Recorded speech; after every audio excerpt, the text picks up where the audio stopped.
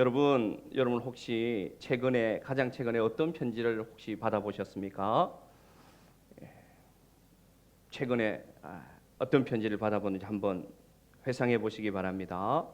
저는 개인적으로 어버이날 이 편지를 한 통 받은 적이 있습니다. 아주 내용은 간단했습니다. 한 3줄 정도 되었는데요.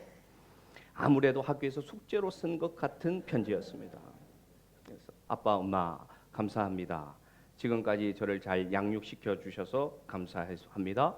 벌써 중학교 2학년이 되었습니다. 앞으로 대학까지 잘 지원해 주시면 제가 대학을 졸업하면 다 갚도록 약속드립니다. 감사합니다. 누구누구 올림 이런 편지를 받은 적이 있습니다. 또한 이렇게 목회를 하다 보면 여러 가지 엽서, 편지, 카드를 받습니다. 그런데 여러분, 편지에는 내용이 있고요. 편지에는 목적이 있습니다. 편지를 쓴 목적이 있습니다. 우리는 지금까지 로마서를 묵상하고 있습니다. 로마서도 사도 바울이 로마의 교인들에게 쓴 편지입니다. 편지. 그러면 이 사도 바울도 이 로마서를 썼다는 이유는 목적이 있다는 것이죠. 이 편지를 쓴 목적. 그것이 무엇인지 오늘 말씀 가운데 나오고 있습니다. 사도 바울이 로마서를 이제 마쳐가는 문안 인사를 앞두고 마지막으로 한 번 더 얘기합니다. 1장에서 자신이 이 편지를 쓰는 목적을 얘기했는데도 15장에 가서 한 번 더 너희에게 이 편지를 쓰는 목적을 내가 얘기하고 싶다라고 얘기합니다. 15장 15절 보시면 오늘 사도 바울이 로마서 편지를 쓴 이유를 말하고 있습니다. 같이 한번 읽어볼까요? 그러나 내가 너희로 다시 생각나게 하려고 하나님께서 내게 주신 은혜로 말미암아 더욱 담대히 대략 너희에게 썼노니 이렇게 설명합니다. 찾으셨습니까, 여러분? 사도 바울이 이 로마 교회에게 편지를 쓴 목적은 저기 있습니다. 너희가 다시 생각하기를 원한다 이것입니다. 무엇을 다시 생각하기를 원할까요? 그것은 복음이었습니다. 복음. 너희가 받은 그 그리스도의 복음이 무엇인지를 다시 생각하기를 원해서 나는 이 편지를 썼고, 좀 더 구체적으로 말하면 그 예수 그리스도의 복음을 받은 자가 어떤 자인지를 어떻게 살아가야 되는지를 가르쳐 주기 위해서 나는 다시 생각하라고 이 편지를 썼다고 얘기합니다. 그러면서 사도 바울은 이 로마서를 받는 자들에게 당신들이 어떤 존재인지를 다시 생각하게 합니다. 그 말씀이 어디에 있느냐? 로마서 1장에 벌써 있습니다. 제가 읽어드립니다. 로마서 1장 6절에 보면 사도 바울은 이렇게 얘기합니다. 너희는 세상 사람들 중에서 예수 그리스도의 것으로 부르심을 받은 자들이다. 이렇게 얘기합니다. 할렐루야. 많은 사람들이 있지만 예수 그리스도의 복음이 너희에게 전파되어서 너희는 예수 그리스도의 것으로 부르심을 받은 자라는 것을 잊지 말라. 이렇게 얘기합니다. 우리도 마찬가지입니다. 사랑하는 성도 여러분, 여러분은 기적적으로 하나님의 은혜로 말미암아 선택되었고 예수 그리스도의 복음으로 말미암아 여러분 모두는 이제는 세상에 속한 자들이 아니라 예수님의 것으로 부르심을 받은 존재라는 것을 기억하시기를 바랍니다. 그러면서 좀 더 구체적으로 얘기합니다. 15장 14절에 보면 예수 그리스도의 것으로 부르심 받은 사람은 어떤 자들인지 사도 바울이 한 번 더 설명합니다. 이렇게 얘기합니다. 내 형제들아, 같이 읽을까요? 너희가 스스로 능히 서로 권하는 자임을 나도 확신하노라. 이렇게 얘기합니다. 예수 그리스도의 것이 된 자들은 어떤 자들이냐? 스스로 선다는 것이죠. 그래서 그 마음에 선한 양심을 가지고 하나님을 아는 지식으로 충만해지고 그래서 세상에 나가서 나처럼 복음을 권하는 자들이 되는 것이다 라고 말하는 겁니다. 근데 저는 이 말씀을 묵상하는 가운데 한 단어가 들어왔습니다. 제 눈에 어떤 단어가 들어왔느냐? 확신하노라 라는 단어. 이 확신이라는 단어. 그래서 오늘 말씀의 제목을 확신이 있는 신앙은 어떤 신앙인가? 사도 바울이 이들을 확신하는 이유는 뭐냐? 중요한 것은 여러분, 사도 바울이 이들을 만났습니까? 안 만났습니까? 아직 만나지 못했습니다. 사도 바울이 이 로마 교회를 가봤습니까? 못 가봤습니까? 가보지 못했습니다. 사도 바울이 세운 교회가 아닙니다, 여러분. 그런데 사도 바울은 오늘 얘기합니다. 당신들은 스스로 선함이 가득하고 하나님을 아는 지식을 가졌고 이제는 나가서 그리스도의 복음을 권하는 자들이 되었다는 것을 나는 확신한다. 왜 확신하느냐? 예수 그리스도의 것이 되었음을 나는 알기 때문이다. 그럼 우리에게도 마찬가지죠, 여러분. 여러분에게 제가 묻고 싶습니다. 여러분 독실한 크리스찬이 맞습니까? 여러분 독실한 그리스도인들이 맞습니까? 오늘 14절에 말했던 확신이라는 단어가 똑같은 뜻이 뭐냐? 독실하다는 뜻입니다. 독실하다는 뜻. 오늘 이 확신한다는 말은 사실은 사도 바울의 기대가 들어가 있습니다. 그러면 만약 사도 바울이 지금 이 시대에 우리 시냇가에 심은 교회에 만일 천국에서 편지를 쓴다면 똑같은 편지를 쓰지 않을까요? 나는 시냇가에 심은 너희 모든 성도들이 예수 그리스도의 것으로 확신을 가지고 살아가기를 원합니다 라고 메시지 보내지 않을까요? 그러면서 사도 바울은 자신을 소개합니다. 당신들이 확신 있는 신앙이 되기를 원한다면서 사도 바울이 이 15장에서 자신이 왜 확신 있는 성도인지, 나는 왜 이렇게 확신을 가지고 복음을 전하는 자가 되었는지를 세 가지로 얘기합니다. 그래서 오늘 사도 바울이 자신이 소개하는 그 자신의 신앙 고백을 통해서 오늘 이 말씀을 듣는 여러분에게도 이 말씀을 듣는 가운데 나는 확신이 있는 성도인가? 나는 무엇이 부족한가? 나는 무엇을 구해야 되는가를 기억하는 시간 되기를 주님의 이름으로 축복합니다. 첫 번째, 확신이 있는 신앙은 무엇인가? 무엇을 가지고 있는 신앙인가? 한번 보겠습니다. 15장 16절 같이 읽도록 하겠습니다. 15장 16절 시작. 이 은혜는 곧 나로 하나님의 복음 제사장의 직분을 하게 하사 이방인을 제물로 드리는 것이 성령 안에서 거룩하게 되어 받으실 만하게 하려 하심이라. 아멘. 사도 바울이 자신이 확신 있는 신앙이다, 여러분도 확신 있는 신앙이 되기를 원한다 라면서 자신의 신앙을 갑자기 고백합니다. 자신의 신앙을 갑자기 소개합니다. 그러면서 제일 먼저 고백하는 단어가 뭐냐? 은혜입니다. 은혜. 이 은혜는 이렇게 얘기합니다. 확신이 있는 신앙은 은혜가 있는 신앙임을 기억하시기를 바랍니다. 확신 있는 신앙은 은혜가 내 입에서 고백되는 신앙입니다. 확신이 있는 신앙은 내 삶이 하나님의 은혜임을 아는 신앙임을 기억하시기를 바랍니다. 그 은혜가 무엇일까요? 여러 가지가 있죠. 제가 여러분에게 묻겠습니다. 여러분 지금 하나님의 은혜 무엇을 누리고 있습니까? 믿음도 있고 하나님의 자녀가 된 것도 은혜고, 구체적으로는 건강한 것도 은혜고, 자녀들이 무탈한 것도 은혜고, 모든 것이 고난이 없고 모든 것이 잘 되는 것도 은혜고, 여러 가지 여러분 은혜를 얘기할 겁니다. 근데 사실은 여러분 은혜는 무엇일까요? 은혜가 무엇일까요? 은혜는 믿는 모든 자들에게 해당되는데 은혜는 무엇이냐? 여러분이 지금 존재하는 것 자체가 하나님의 은혜임을 기억하시길 바랍니다. 여러분이 지금 이 자리에 존재함이 하나님의 은혜입니다. 여러분 은혜가 무엇입니까? 묻는다면 자꾸만 내가 가진 소유, 내가 가진 자격, 내가 가진 환경을 생각하는데 그게 아닙니다. 은혜는 뭐냐? 나의 존재 자체가 하나님의 은혜임을 기억하시기를 바랍니다. 존재가 있다는 것은 무슨 뜻이냐? 존재가 있다는 것은 사명이 있다는 뜻입니다. 그러면 오늘 사도가 뭐라고 얘기하느냐? 이렇게 얘기합니다. 이 은혜는 하면서 뭐라고 얘기합니까? 사도 바울이 내가 예수 그리스도의 일꾼이 된 게 은혜입니다. 내가 하나님의 복음의 제사장 직분을 행하고 있는 것이 은혜입니다 라고 얘기합니다. 우리에게도 적용해 보겠습니다. 여러분이 하나님의 은혜가 있습니까? 물을 때 왜 은혜를 떠올리지 못할까요? 그 은혜는 여러분의 사명이 있는가 한번 점검해 봐야 됩니다. 내가 하나님이 나에게 주신 사명의 자리에, 하나님이 나에게 주신 직분의 자리에, 하나님이 나에게 맡기신 일의 자리에 있는 자들은 다 은혜를 누립니다. 그것이 오늘의 비결입니다. 그래서 사도는 이렇게 얘기합니다. 사도의 고백을 보시기 바랍니다. 이 은혜는 내가 예수의 일꾼이 되어 하나님의 제사장 직분을 감당하는 것이 은혜입니다 라고 얘기합니다. 무엇을 얻음도 아닙니다. 무엇을 누림도 아닙니다. 무엇을 성공한 것도 은혜가 아니라 내가 존재함이 은혜인데 그 존재함의 은혜는 뭐냐? 내가 할 일이 있다는 것이 은혜입니다 라고 얘기합니다. 사랑하는 성도 여러분, 여러분에게는 다 하나님이 맡겨주신 직분이 있고 하나님이 맡겨준 일이 있음을 기억하시길 바랍니다. 은혜를 받으면 섬기기 시작합니다. 은혜를 받았다는 증거는 뭐냐? 교회에 나와서 섬기기를 시작합니다. 놀라운 것은 섬기면 다시 은혜를 받습니다.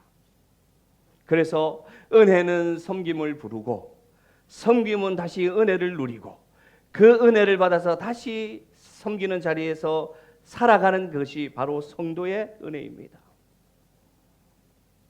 물론 이 은혜를 가지고 섬기다 보면 여러 가지 어려움도 생깁니다. 그러나 여러분, 어려움보다 섬기는 자리에 있을 때 은혜가 훨씬 큰 것이 은혜를 누리는 자들, 섬기는 자리에 있는 자들은 고백하고 있습니다. 이제 수요일 세종중부교회를 가기 위해서 청주공항에 도착했습니다. 청주공항에 도착하니까 수염을 이렇게 기른 지대강 선교사님이 마중을 나왔더라고요. 그리고 세종중부교회에서 담임 목사님도 마중을 나왔더라고요. 1시간 거리인데 수요일 바쁠 건데 나왔어요. 그래서 다시 운전을 해서 이제 교회로 가는데 대화를 하는 중에 운전에 대한 얘기가 나왔습니다. 운전을 하면서 이제 이렇게 대화를 하는 거죠. 야, 제주도는 터널도 없고 제주도는 고속도로도 없는데 야, 세종 쪽으로 가니까 뭐 고속도로도 있고 차도 많고 참 좋다, 운전도 편하다 이렇게 얘기하니까 지성교사가 그렇게 얘기하는 거예요. 형님, 저는 이 한국에 나오면 운전이 너무 힘들다, 너무 어렵다, 운전을 하기 싫습니다 이렇게 얘기하는 거예요. 왜? 내가 네팔을 가보니까 차선도 없던데. 네팔은 운전을 할 때 여러분 차선이 없습니다. 그래서 마주 옵니다. 차가 나를 향해서. 믿음이 있어야 돼요. 왜냐? 비껴갑니다. 네팔은 운전을 하다 보면요, 오른쪽 끝이 약 10cm만 약간 옆으로 가도 200m, 300m 낙떨어지예요. 왜? 네팔이 그래요. 그리고 언제 차가 고장 날 줄 모르고요. 뿌연 먼지가 도로가 포장이 안 되어 있어 뿌연 먼지가 날 거예요. 오토바이가 마치 자기가 고백하기 이렇게 얘기합니다. 지성교사가 마치 게임할 때 미사일이 날라오듯이 오토바이가 어느 방향에서 내 앞으로 나올지 모른다. 자전거가 어느 방향에서 나올지 모른다. 그런데 하는 말이 뭐냐? 네팔에서 운전하는 게 편하다는 것이죠. 왜 그러냐? 그가 네팔의 사명이 있기 때문입니다. 그가 네팔의 일꾼이기 때문입니다. 그가 네팔에 하나님의 사도로 선교사로 불렀기 때문에 한국에 나오면 불편하다는 거예요. 훨씬 편한 도로가 있고 훨씬 안전한 도로가 있어도 언제 사고가 날지 모르는 도로를 달려도 마음이 편하다. 그것이 은혜라는 것이죠. 뭘 말하느냐? 사랑하는 성도 여러분, 제가 은혜를 얘기할 때 여러분 마음속에 은혜가 떠오르지 않는다면 여러분은 지금 사명의 자리에 없기 때문입니다. 내가 하나님 맡기신 일의 자리에, 하나님 부르신 사명의 자리에 있다면 그 사명이 내가 볼 때 성공적이든 실패적이든 변화가 있든 없든 간에 상관없이 내 마음속에 은혜가 고백된다는 것입니다. 사랑하는 성도 여러분, 존재가 은혜이고 여러분이 지금 살아있다는 것은 사명이 있다는 뜻입니다. 여러분이 사명이 없다면 벌써 예수님이 여러분을 불러 가셨을 것입니다. 여러분이 지금 살아있다는 것은, 예수를 믿는다는 것은, 만일 내 마음속에 은혜가 없다는 것은 살아있으나 살아있는 것이 아닙니다. 은혜를 누리시는 성도들 되기를 바랍니다. 찾으시기를 원합니다. 하나님, 나를 통해서 뭘 원하십니까? 나를 통해서 어떤 일꾼 되기를 원합니까? 어떤 성김의 자리에 내가 있기를 원합니까? 다시 은혜를 누리고 싶습니다. 얘기하십시오. 은혜를 얘기하지 않는 사람의 10중 8구는 뭐냐? 성김의 자리를 떠난 자들입니다. 오늘 확신이 있는 신앙이 되고 싶습니까? 내 삶에 예수님이 함께 계시고 내가 예수 그리스도의 것이라고 자신 있게 말하는 신앙이 되고 싶습니까? 그러면 일의 자리를 찾으시기를 바랍니다. 성김의 자리를 회복하시기를 바랍니다. 하나님이 나에게 무엇을 하라고 하시는지 그 일을 찾으시는 성도들 되기를 원합니다. 그럴 때 내 입에서, 내 삶에서 먼지가 풀풀 나는 도로를 달려도 그곳이 은혜고 그곳에 가고 싶다고 얘기하는 그 은혜가 우리에게도 고백될 줄로 믿습니다. 다시금 말씀드립니다. 아무 일이 없다면 성도는 아무 은혜도 없습니다. 그게 성도입니다, 여러분. 확신을 가지는 첫 번째 신앙의 요소, 섬김의 자리, 은혜가 있는 신앙 되기를 바랍니다. 사도 바울이 말하는 두 번째 확신이 있는 신앙은 뭐냐? 15장 17절 18절 한번 보도록 하겠습니다. 15장 17절 18절 시작. 그러므로 내가 그리스도께서 이방인들을 순종하게 하기 위하여 나를 통하여 역사하신 것 외에는 내가 감히 말하지 아니하노라. 아멘. 확신이 있는 신앙이 되려면 첫 번째는 은혜를 말씀드렸고, 두 번째는 자랑이 있어야 돼요. 자랑. 내가 예수 그리스도의 것이 되었다는 확신이 있으려면 자랑이 있어야 됩니다, 여러분. 자랑. 오늘 사도 바울이 얘기합니다. 나는 예수 그리스도 안에서 자랑할 것이 있습니다. 나를 통하여 역사하신 것이 있습니다. 내가 감히 이것 외에는 말하지 않기를 원합니다. 자랑이 있어야 하는 것입니다. 자랑. 여러분, 자랑할 것이 무엇이 있습니까? 우리가 자랑이라고 얘기하면 거부감 반응을 일으켜요. 예수님 믿는 사람이 겸손해야지. 목사님 무슨 자랑을 합니까? 자랑할 것이 무엇이 있습니까? 아니요. 그것은 세상의 자랑을 얘기합니다. 세상의 자랑은 어떻습니까? 세상의 자랑은 들으면 배가 아파요. 세상의 자랑은 들으면 불편해요. 세상의 자랑은 함께 있으면 그 사람이 미워져요. 세상의 자랑은. 그건 세상의 자랑을 얘기하고요. 오늘 사도 바울이 말한 자랑은 예수 안의 자랑을 얘기하는데, 예수 안의 자랑은 뭐가 다르냐? 그 자랑을 들으면 내 마음에 은혜가 흘러요. 그 자랑은 그 얘기를 들으면 도전이 돼요. 그 자랑은 내가 들으면 나도 그렇게 살고 싶다는 열망이 생깁니다. 나는 오늘 여러분에게 이것을 묻고 싶습니다. 여러분, 그 자랑이 있습니까? 내가 예수 그리스도의 것이 되었고, 내가 예수를 믿은 지 수많은 세월이 흘렀는데, 내가 예수 믿지 않는 사람을 만났을 때 내가 예수님을 만나서 이렇게 변했다, 내가 예수님을 만나서 나는 이런 자랑이 있다고 말할 수 있습니까, 여러분? 자랑이 있는 성도들 되기를 주의 이름으로 축복합니다. 내 삶에 자랑이 있어야 확신 있는 신앙으로 살아갈 수가 있습니다. 자랑이 있어야 돼요. 그 자랑은 어떤 자랑입니까? 예수님이 나를 통하여 하신 일을 자랑하는 것입니다. 예수님이 내 삶에 이렇게 개입했다고 말할 수 있는 것이 자랑이란 것입니다. 왜냐? 예수 그리스도의 것이 되었는데 예수 그리스도가 나를 통해서 무엇을 하시는 건지 알지 못한다면 어떻게 확신 있는 신앙으로 삽니까? 그러니까 믿음이 힘이 없는 것입니다. 믿음이 흔들려요. 믿음을 자랑하지 못해요. 내가 믿는다고 확신 있게 말하지 못하는 이유는 뭐냐? 내가 자랑이 없기 때문이에요. 자랑이.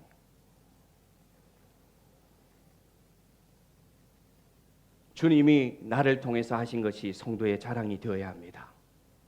내가 세상에서 무엇이 되었는 것을 자랑하는 것이 아니라, 내가 세상 가운데 무엇을 성공했는가를 자랑하는 것이 아니라, 내 자녀가 어떤 대학을 갔는가, 그것을 자랑하는 것이 아니라, 내 투자가 어떻게 성공했는지를 자랑하는 것이 아니라, 내 인생에 얼만큼 평화로운 삶을 살았는지를 자랑하는 것이 아니라, 나를 통해서 예수님이 나를 어떻게 변하게 하시는지를 자랑하는 성도들 되기를 바랍니다.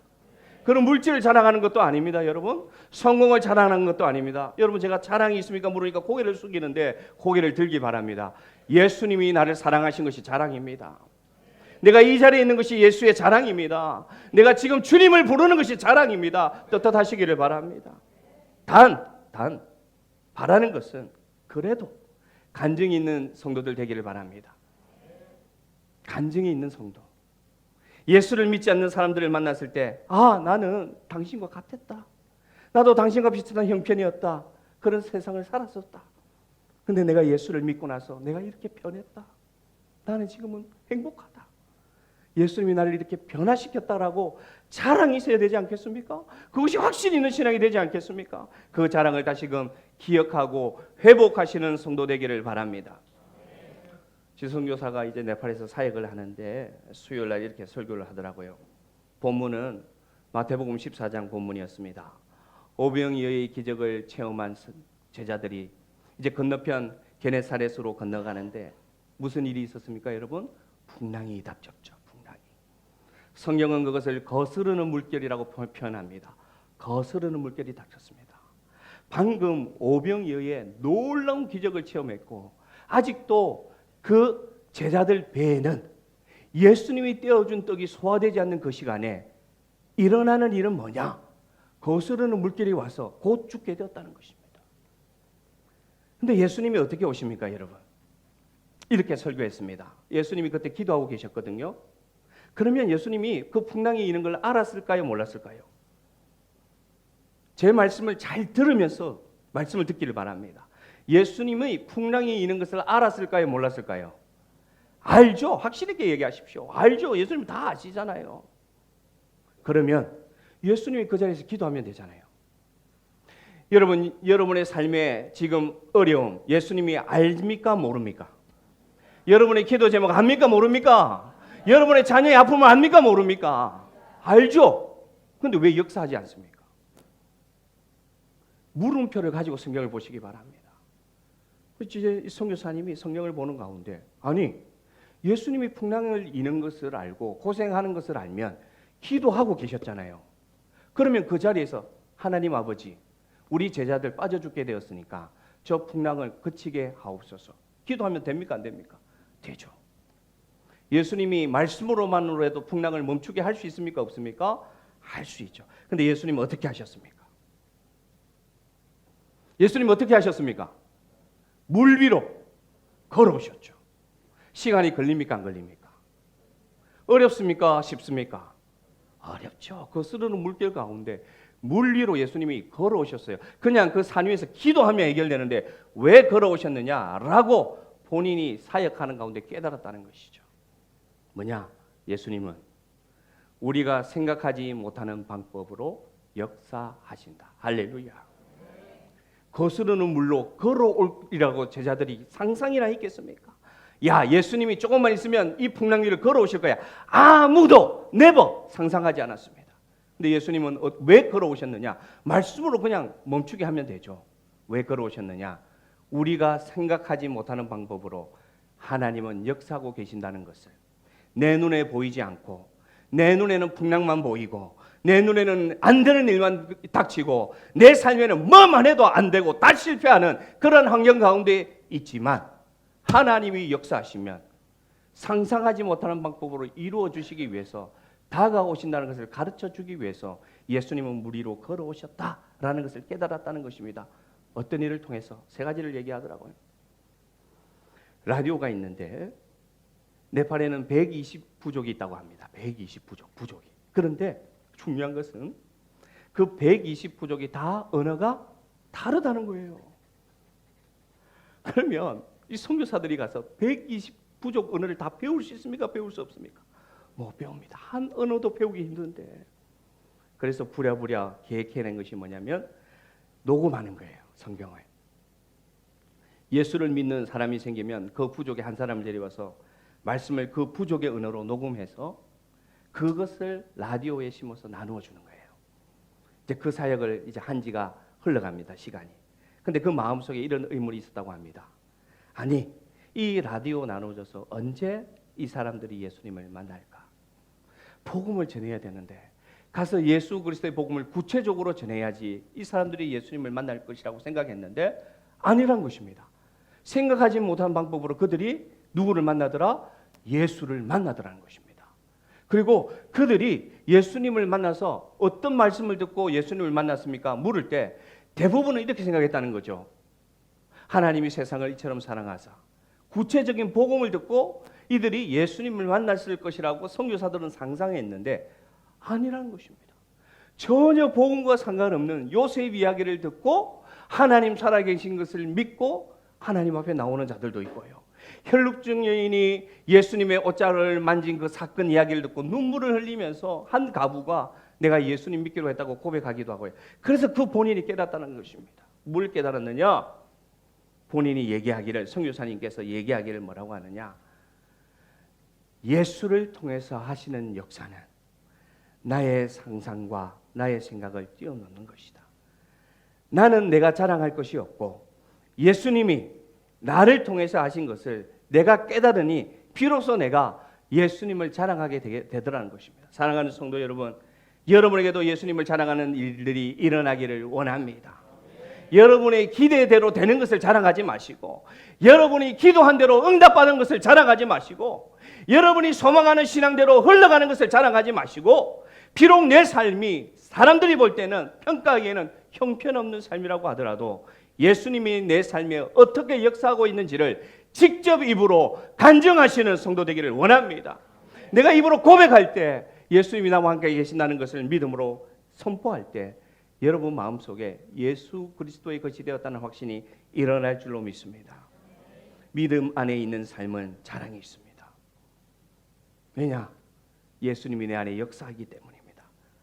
꼭 거창하지 않아도, 꼭 새롭게 하소서 나가서 모든 사람들이 들을 만한 그 놀라운 간증이 없다고 하더라도 여러분이 예수 그리스도의 것이 되었으면 반드시 여러분에게는 자랑할 것이 있습니다. 왜 그렇습니까? 예수님이 나를 통하여 오늘도 역사하고 있기 때문입니다. 미완성이지만 역사하고 계십니다. 아직 열매는 맺혀져 있지만 열매를 맺어가고 있습니다. 그것을 입으로 자랑하시기를 바랍니다. 확신 있는 신앙은 뭐냐? 자랑이 있는 신앙입니다. 예수를 자랑하시기 바랍니다. 믿음 안에서 자랑하시기를 바랍니다. 세 번째로 확신이 있는 신앙은 은혜가 고백되는 신앙, 그 다음에 자랑이 있는 신앙이었다면 세 번째는 뭐냐? 내가 확신이 있는 신앙이라면 이것이 있어야 되는데 오늘 이렇게 얘기합니다. 사도 바울이 마지막으로 이렇게 얘기해요. 성경을 볼까요? 15장 23절 24절에 이렇게 얘기합니다. 사도 바울이 시작. 이제는 이 지방에 일할 곳이 없고 또 여러 전해부터 언제든지 이는 지나가는 길에 너희를 보고 먼저 너희와 사귐으로 얼마간 기쁨을 가진 후에 너희가 그리로 보내주기를 바람이라. 이렇게 얘기합니다. 저는 이 본문을 읽는 가운데 제 얼굴에 이렇게 미소가 띄어졌습니다.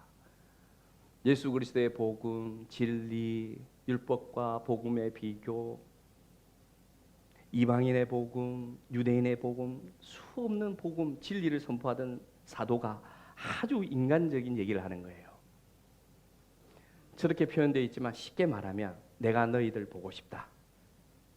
가서 너희들이 어떤 사람인지 내 눈으로 보고 싶고 사귀고 싶다. 그러면서 여러분 오늘 사도 바울이 본심을 드러냅니다. 본심. 사도 바울의 소망을 드러냅니다. 아주 거창할 것 같죠. 여러분을 만나서 여러분 안에 하나님의 나라가 이루어지고 여러분이 하나님의 놀라운 열매 맺는 사람들 되기를 다 원합니다. 이렇게 거창하게 얘기하지 않고 뭐라고 얘기하느냐? 나 좀 스페인 좀 보내주라 이 얘기입니다. 여러분 간단하게 말하면 보십시오. 서바나는 스페인을 말하거든요. 그 당시 지형적인 지식으로는 스페인이 뭡니까? 땅끝입니다. 그 사도의 목표는 뭐냐? 사도가 지금 바라는 소망은 뭐냐? 내가 이방인의 사도가 되었으니 어디까지 가고 싶다? 땅끝까지 이르러서 주님이 나에게 맡긴 사명을 감당하고 싶다. 아주 구청하죠. 그것을 아주 구체적으로 얘기합니다. 그래서 사도 바울이 로마서를 쓴 제일 큰 이유를 말하라면 복음이긴 복음인데 아주 인간적인 목표가 있습니다. 그것은 뭐냐? 너희들이 선교 헌금을 좀 해서 나를 어디 좀 보내달라. 스페인으로 좀 보내달라. 이게 여러분 사도 바울이 로마서를 쓴 이유입니다. 전혀 틀리지 않았습니다. 굉장히 구체적이고 굉장히 인간적입니다. 저는 이 말씀을 다 읽는 가운데 자 15장에 와서 꾹꾹 참다가요. 사도 바울이 꾹꾹 참다가 이 말을 할까 말까. 이 말을 하면 나를 얼굴도 모르는 자들이 시험 들진 않을까 꾹꾹 참다가 뭐라고 마지막에 15장 말미에 가서 뭐라고 하느냐. 스페인 가고 싶다. 너희들한테 갈 테니까 로마로 갈 테니까 거기서 나 좀 스페인 가는 배도 좀 끊어주고 스페인 가서 선교할 수 있는 선교비 좀 나에게 지원해 주면 안 되겠습니까? 라고 얘기합니다. 무엇을 말합니까? 확신이 있는 신앙은 무엇을 말하느냐? 은혜가 있는 신앙, 자랑이 있는 신앙, 마지막으로는 뭐냐? 목표가 있는 신앙입니다, 여러분.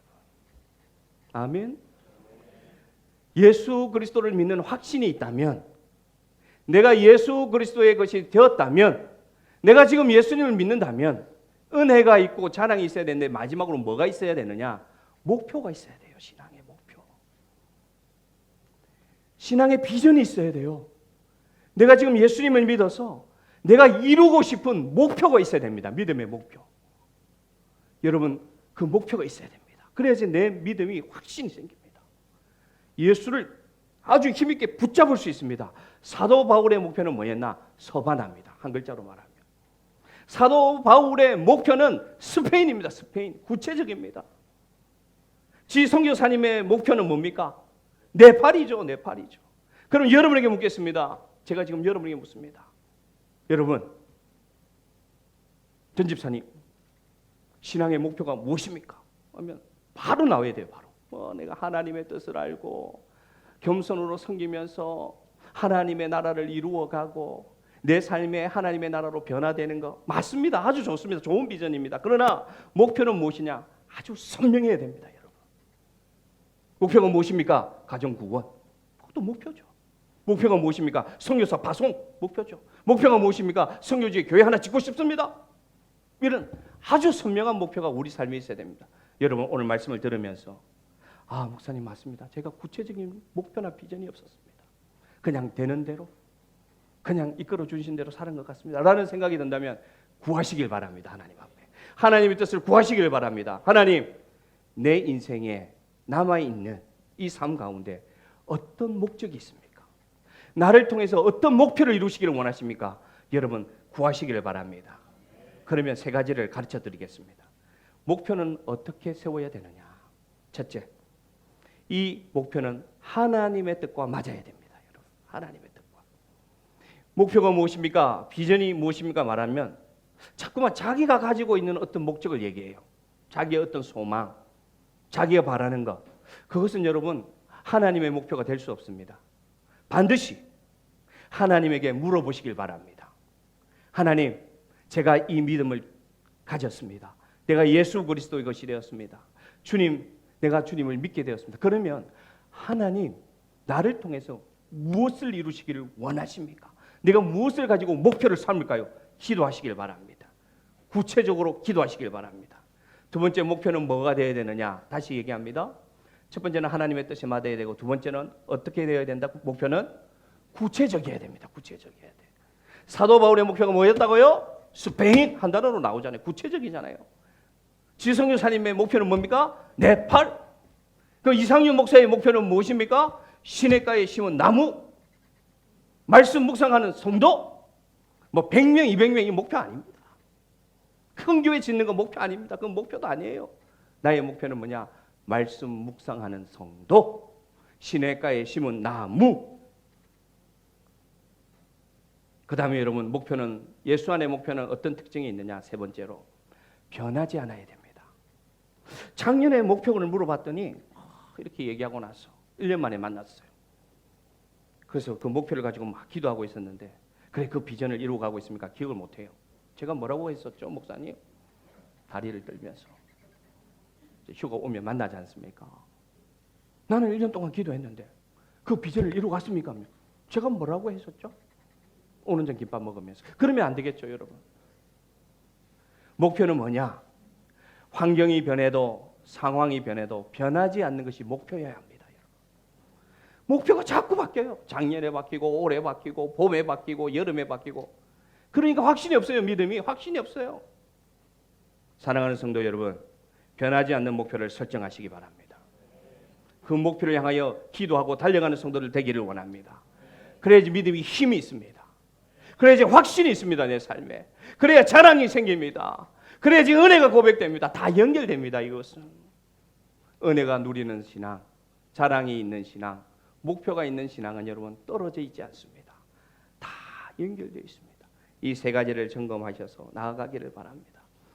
이 목표가 있는 신앙이 왜 중요하냐면요, 사도 바울이 이렇게 얘기합니다. 여러분 성경 묵상하는 가운데 봤는지 모르겠지만 15장 22절에 사도 바울이 이렇게 얘기합니다. 저는 참 이 말씀을 읽는 가운데 은혜가 많이 되었는데요. 제가 읽어드리겠습니다. 15장 22절에 이렇게 얘기합니다. 로마 교인들에게 그러므로 또한 내가 너희에게 가려 하던 것이 뭐라고 얘기합니까? 여러 번 막혔다. 참, 저는 이 말씀을 다 읽는 가운데 내 마음 속에 하나님이 주시는 위로, 뭐 인간적인 위로인지는 모르겠지만 하나님이 주시는 위로 확 왔어요. 왜 왔느냐? 왜 왔느냐? 사도 바울이 순탄하지 않았어요. 사도 바울 정도 되면은 여러분, 사도 바울 정도 되면은 그가 마음 먹고 목적한 일을 사역을 할 때 잘 풀려야 되지 않겠습니까? 온전히 주님께 헌신하지 않았습니까? 사도 바울이 모든 것을 버리고. 그러면 막히면 안 되죠. 그리고 그 자기 잘 되자고 가는 것도 아니고 오늘 뭐라고 얘기합니까? 내가 너희들에게 가려고 하던 것이 한 번만 막힌 것이 아니고 뭐라고 얘기합니까? 여러 번 막혔다. 그래도 뭐라고 합니까? 가고 싶다. 가고 싶다.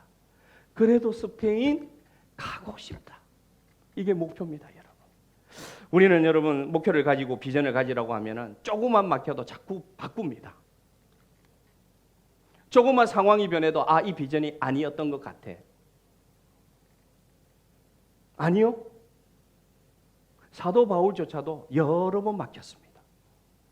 하나님이 주신 목표를 가졌다면 여러분 방해가 있습니다.